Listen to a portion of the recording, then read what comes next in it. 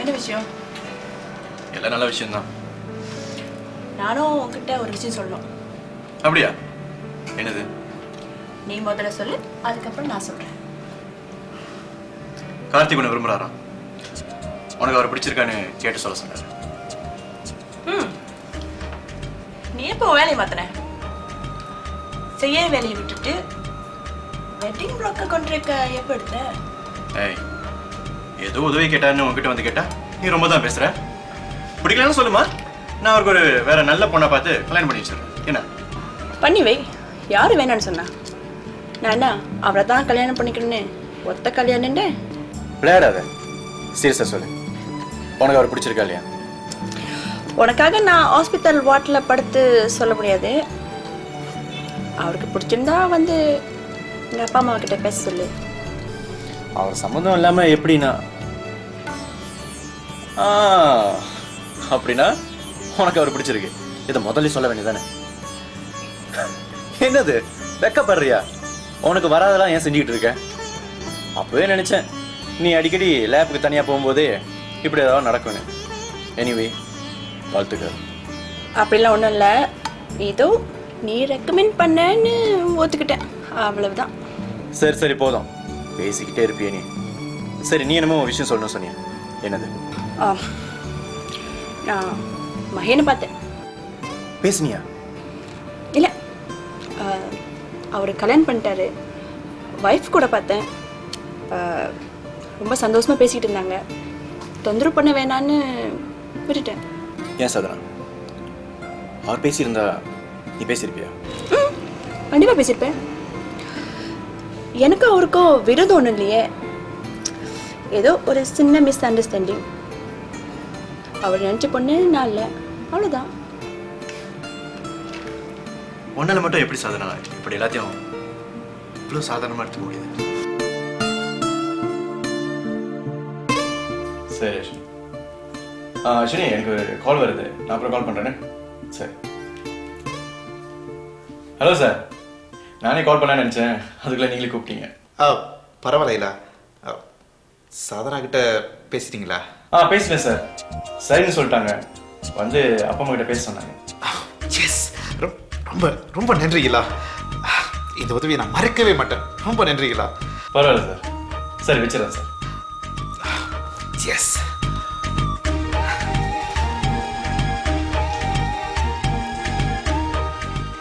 அப்பா என்ன கார்த்தி? அப்பா என்னப்பா? சாதனா சாதனா சாதனாவை நான் கல்யாணம் பண்ணிக்க ஆசைப்படுறேன்ப்பா. அப்படியா? ரொம்ப சந்தோஷம்ப்பா. கேட்கும் போதெல்லாம் இப்ப வேணான்னு சொல்லிக்கிட்டு இருப்ப. இப்பதான் ஒரு நல்ல முடிவு எடுத்திருக்கிறேன்.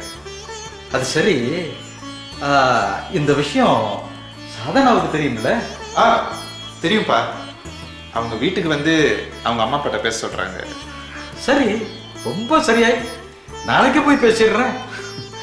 ரொம்ப தேங்க்ஸ்ப்பா. இல்லா இல்லா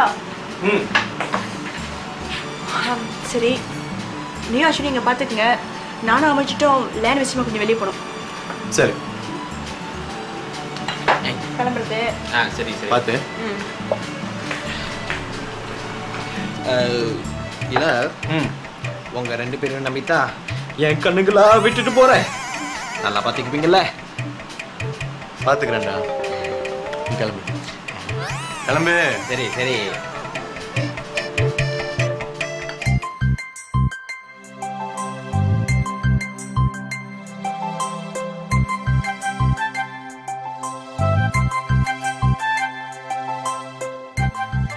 இல்ல, உங்களுக்கு இன்னைக்கு என்ன ஆச்சு? பாக்குறீங்க, சிரிக்கிறீங்க, ஆனா ஒண்ணுமே பேச மாட்டேங்கிறீங்க. சொல்லாமல் தவிக்கிறேன், காதல் சுகமானது. டாய் டாய் டாய் டாய் டாய் டாய். என்ன? இல்ல, வரதுக்கு ரொம்ப லேட் ஆகும். நான் அப்படியே வீட்டுக்கு கிளம்பிட்டா? இதை ஃபோன்லேயே சொல்லியிருக்கலாம்ல? ஃபோன்லேயே சொல்லியிருக்கலாம்ல? அதுவும் கரெக்ட் தான். இல்லை கிளம்பு. சரி சரி.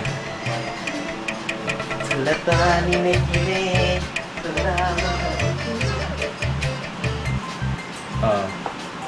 அஸ்வினி, எனக்கு உன்னை ரொம்ப பிடிக்கும். சாதனாவுக்கு ஒரு நல்ல வாழ்க்கை அமைஞ்ச பிறகுதான் என் மனசில் உள்ளதுதான் உங்ககிட்ட சொல்லாம நினைச்சேன். இப்ப கார்த்திக் சாதனா கல்யாணம் பண்ணிக்க போறாரு. அஸ்வினி, நான் உன்னை கல்யாணம் பண்ணிக்க ஆசைப்படுறேன். அப்படின்னா சாதனாவுக்கு மாப்பிள்ளை கிடைச்சதுனால தான் நீங்க என்ன கல்யாணம் பண்ண ஆசைப்படுறீங்களா? அப்படிலாம் ஒன்றும் அஸ்வினி. ஏற்கனவே என்னால தான் நிச்சயமான மாப்பிள்ளைக்கும் சாதனாவுக்கும் பிரச்சனை வந்து பிரிஞ்சுட்டாங்க. இந்த நேரத்தில் நான் மட்டும் சந்தோஷமா கல்யாணம் பண்ணியிருந்தா சாதனா மனசு ரொம்ப கஷ்டப்படும். அதனால தான் உன்னை எனக்கு பிடிச்சிருந்தா கூட இவ்வளவு நாள் சொல்லாமலே விட்டுட்டேன். மனசுக்குள்ள அப்படி ஒரு ஆசை இருந்தா சாதனாவோட கல்யாணத்துக்கு அப்புறம் நம்ம கல்யாணம்னு சொல்லிருக்கலாமே. எதுக்கு சாதனாவுக்கு மாப்பிள்ளை கிடைக்கிற வரைக்கும் நீங்க சொல்லாம விட்டுட்டீங்க? அஸ்வினி, இதை நான் உங்ககிட்ட அப்பயே சொல்லியிருந்தா நாம 2 பேரும் சந்திச்சிருப்போம், பேசியிருப்போம். இது கண்டிப்பா சாதனா மனசை ரொம்ப கஷ்டப்படுத்தும். அதுவே சாதனா அங்க இருக்கும்போது நாம 2 பேரும் சிரிச்சு பேசக்கூடாது நான் உங்ககிட்ட சொல்லியிருந்தேனாக்கா உன் மனசு ரொம்ப கஷ்டப்படும். அதான் இத்தனை நாள் இந்த விஷயத்தை நான் உங்ககிட்ட சொல்லல. இப்ப சொல்லு, உனக்கு என்ன பிடிச்சிருக்கா? பிடிக்காமலா இத்தனை நாள் உங்க கூட பழகிட்டு இருந்தேன். நானும் உங்களை மாதிரி தான் இல்ல, மனசுக்குள்ளே சொல்லாம இருந்துட்டேன்.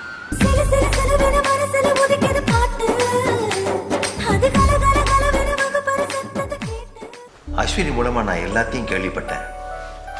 நீங்கெல்லாம் சேர்ந்து இப்பதான் ஒரு பிசினஸ் ஆரம்பிச்சிருக்கிறீங்க. அது எந்த அளவுக்கு போகும்னு தெரியல. நிலையில்லாத ஒரு வேலையை நம்பி நான் எப்படி என் பொண்ணை கட்டி கொடுக்க முடியும்?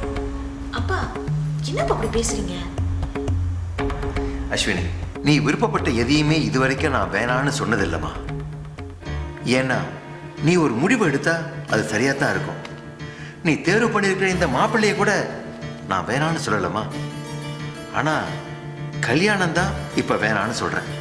ஏன்பா, இதெல்லாம் உனக்கு தான், உனக்காக தான் சம்பாதிக்கிறேன்னு அடிக்கடி சொல்லுவீங்களே. இந்த வசதி பத்தாதா நாங்க வாழ்றதுக்கு? என்னதான் பொண்ணோட அப்பா அம்மா வசதியா இருந்தாலும் புருஷ வருமானத்துல வாழ்றதுதான் அந்த பெண்ணுக்கு பெருமை. அந்த பெருமையும் சந்தோஷமும் உனக்கு வரணுங்கிறதுக்காக தான் உங்க அப்பா இப்ப வேணான்றாரு. தம்பி, நான் தவறா எதுவும் பேசியிருந்தா மன்னிச்சிடுங்க. எனக்குன்னு சில கொள்கைகள் இருக்கு, அதை நான் யாருக்காக விட்டு கொடுக்க மாட்டேன். என்ன நான் சொல்றது? நீங்க சொல்றதும் சரிதான். நான் தான் அவசரப்பட்டுட்டோன்னு நினைக்கிறேன். என் நிலைமையை புரிஞ்சுக்கிட்டதுக்கு ரொம்ப நன்றி. நீங்க எதிர்பார்த்த போலயே இந்த பிசினஸ்ல நான் சாதிச்சுட்டு அப்புறம் வந்து அஸ்வினி பொண்ணு கேட்குறாங்க. அது வரைக்கும் எப்பவும் போல அஸ்வினி இந்த பிசினஸ்க்கு உதவியா இருக்க உங்க அனுமதி தேவை. ஓ, அதுல எனக்கு எந்த ஆட்சேபனையும் இல்லை. அது பிசினஸ், இது வாழ்க்கை. ரெண்டையும் ஒண்ணா பார்த்தா சரியா வராது. நன்றி, நான் கிளம்புறேன். வணக்கம்.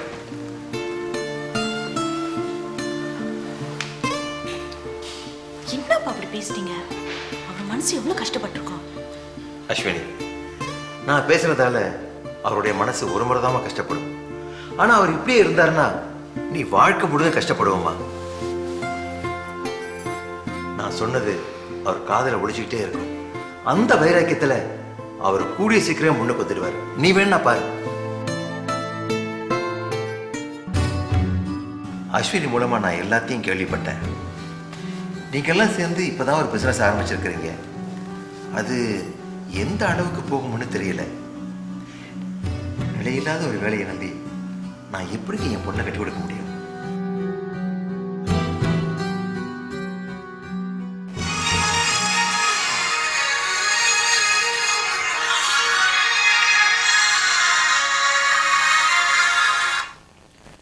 ஹலோ. ஹாய் இல்லா. அப்பா அப்படி பேசுறதுக்காக நான் உங்ககிட்ட மன்னிப்பு கேட்டுக்கிறேன். மனசுல ஒண்ணு வச்சுக்காதீங்க. இதுல எனக்கு எந்த அர்த்தமும் இல்லை அஸ்வினி. அவர் எதிர்பார்த்ததும் சரிதானே. நாம தான் இவனை பொறுமையா இருந்துட்டு கொஞ்சம் அவசரப்பட்டுட்டோம்னு நினைக்கிறேன். இன்னும் கொஞ்ச நாள் பொறுமையா இருந்திருக்கலாம். இல்ல இல்ல, அப்பா அப்படி பேசுவாருன்னு நான் கொஞ்சம் கூட எதிர்பார்க்கல. தெரிஞ்சிருந்தா நீங்க இப்போ வர வேணாம்னு சொல்லியிருப்பேன். அவர் என்ன உன்னை எனக்கு கல்யாணம் பண்ணி கொடுக்க மாட்டாருன்னு சொன்னாரு. ஆரம்பிச்ச தொழில முடிச்சுட்டு வாங்க அப்புறம் பண்ணிக்கலாம்னு சொன்னாரு. அது வரைக்கும் எனக்கு சந்தோஷம்தான்.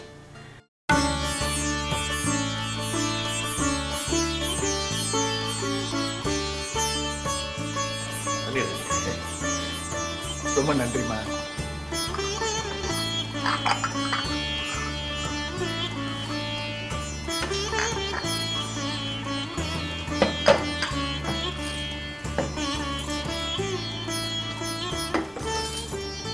உங்க மகளை பத்தியும் உங்க குடும்பத்தை பத்தியும் என் மகன் கார்த்திக் மூலமா நான் தெரிஞ்சுக்கிட்டேன்.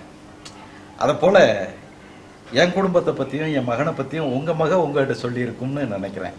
அதனால ஒரு புதிய அறிமுகம் தேவையில்லைன்னு நினைக்கிறேன். சரிங்க. உங்க மக எனக்கு மருமகளா வர்றதுல எனக்கு பரிபூர்ண சம்மதம். உங்க விருப்பத்தை சொன்னீங்கன்னா நான் மற்ற வேலைகளை பார்ப்பேன். ஏற்கனவே நாங்கள் அவசரப்பட்டு எடுத்த ஒரு முடிவுனால மகளோட வாழ்க்கை அன்னைக்கு அப்படியாச்சு. அதனால அவ என்ன முடிவு எடுக்கிறாளோ அதான் எங்க முடிவு. அதுவும் சரிதானே. வாழ போற பொண்ணோட சம்மதம் தானே முக்கியம். என்னம்மா சாதனா, ஏன் பேசாம இருக்கிற? உன்னை பத்தி தானே பேசிட்டு இருக்கோம். உன் முடிவை சொல்லு. என்னம்மா என்கிட்ட போய் கேட்டுட்டு இருக்கீங்க? நீங்களே சொல்லிருங்களேன். அன்னைக்கு நாங்க சொன்னதுதான் அப்படியாச்சு. இப்ப நீ தானே சொல்லணும். இல்லைம்மா, அது உங்கள் தப்பு இல்லை. அவர் குணம் சரியில்லை. அவர் எதிர்பார்த்த பொண்ணு நான் இல்லை. ஒத்து வரல, விட்டுட்டோம். ஆனால் மிஸ்டர் கார்த்திகை பார்த்தா அப்படி இல்லை. சரிம்மா, உன் விருப்பம் தான் என்னன்னு சொல்லு. சரிப்பா. அப்பாடா, மருமகிட்ட இருந்து சம்மதம் வாங்குறதுக்கு இவ்வளவு நேரம் ஆயிடுச்சு. அதுவும் சரிதான். எதையும் நிதானமா முடிவெடுக்கணும். சம்பந்தி, அப்புறம் என்ன, எப்ப கல்யாணத்தை வச்சுக்கலாம்? அதையும் சாதனாவை தான் கேட்கணும். ஏன்னா அவ ஆரம்பிச்ச பிசினஸை பத்தி உங்களுக்கு நல்லா தெரியும். அது ஒரு முடிவு தெரியாம கல்யாணம் பண்றது சரியா வராது. அது உங்க விருப்பம். அதுல தலையிட நான் விரும்பல. எப்போ கல்யாணத்தை வச்சுக்கலாம்னு சொல்லுங்க, அன்னைக்கே வச்சுக்குவோம். சரி, அவங்களோட வேலைலாம் முடிஞ்சோடனே நானே ஒரு நல்ல நாளை பார்த்தா சொல்றேன். சரி.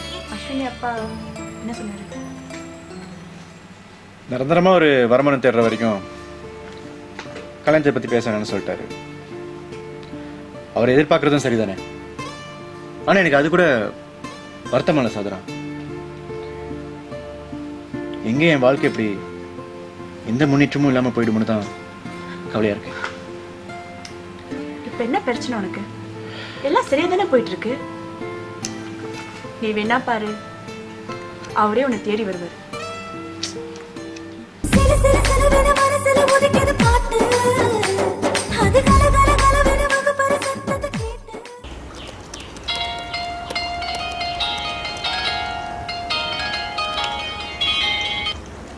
சொல்லில சாதனா, ரிசர்ச் அண்ட் டெவலப்மெண்ட்லேருந்து ரிப்போர்ட் வந்திருக்கு.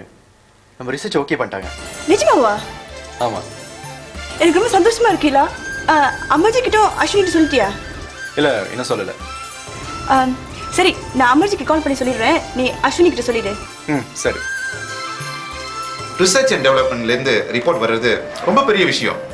அதுலேயும் உங்களோட ப்ரொபோசல் அவங்க ஏற்றுக்கிட்டது உங்கள் அதிர்ஷ்டம் தான் சொல்லணும். இது ஒரு நல்ல வாய்ப்பு. இந்த லெட்டரை வச்சுக்கிட்டு நீங்கள் பிஸ்னஸ் தேடினீங்கன்னா சுலபமாக இன்னும் அதிகமான பிஸ்னஸ் உங்களுக்கு கிடைக்க வாய்ப்பு இருக்கு. எங்களால் முடிஞ்ச அளவுக்கு நாங்கள் தேடுறோம். அப்படி உங்ககிட்ட ஏதாவது கான்டாக்ட் இருந்தால் கொடுங்க. கண்டிப்பாக. சரி சார், அப்போ நாங்கள் வேலையை இப்பயே ஆரம்பிச்சிருவோம்.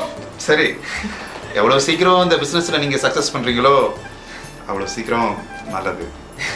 சரி, அப்படின்னா அதுக்கான வேலைகளை நாங்கள் ஆரம்பிச்சிடுறோம். கண்டிப்பாக.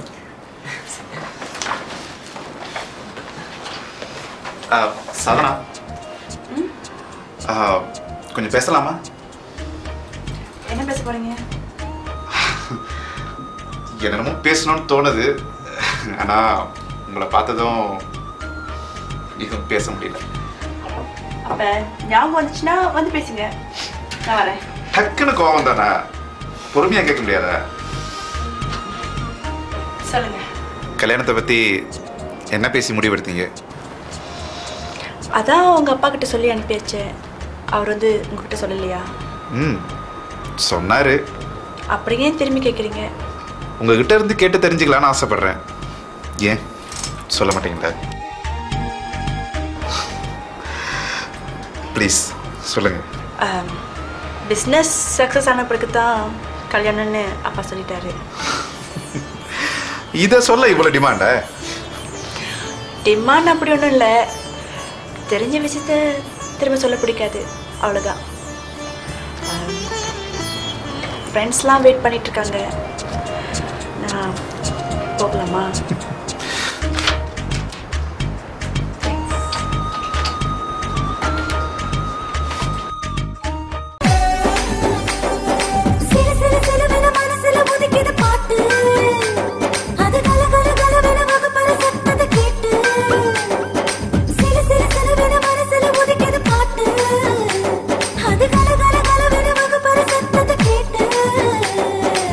சந்தோஷ சீரகடித்து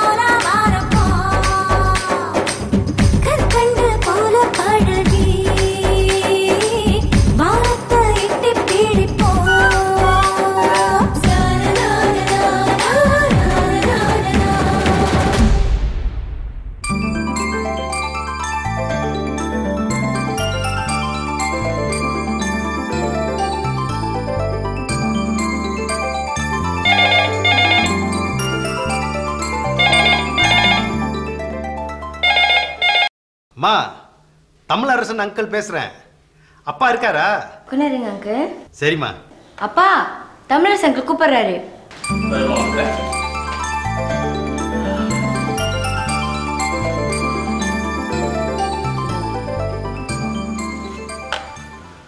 ஹலோ. என்ன ரத்னம், எப்படி இருக்கீங்க? ஏதோ இருக்கேன், சொல்லுங்க. என்ன பேச்சுல சந்தோஷமே இல்ல? இல்ல, உங்க மகனை பத்தி பேப்பர்ல பார்த்தேன். நீங்க என்னன்னா சந்தோஷமே இல்லாம பேசிக்கிட்டு இருக்கீங்க? ஒண்ணும் இல்லைங்க, உடம்புக்கு முடியல, அதான். என்ன விஷயம் சொல்லுங்க. உங்களை பார்த்து பேசணும், அதான் கேட்டேன். என்ன விஷயம்னு தெரிஞ்சுக்கலாமா? எல்லாம் நல்ல விஷயம்தான். புதிர் போடாம சொன்னீங்கன்னா என்ன விஷயம் தெரிஞ்சுக்குவேன். இதெல்லாம் போன்ல சொல்லிக்கிட்டு இருக்க முடியாது, நான் நேரடியா வந்து சொல்றேன். ஓகேயா? போனை வச்சிடுறேன். சரிங்க.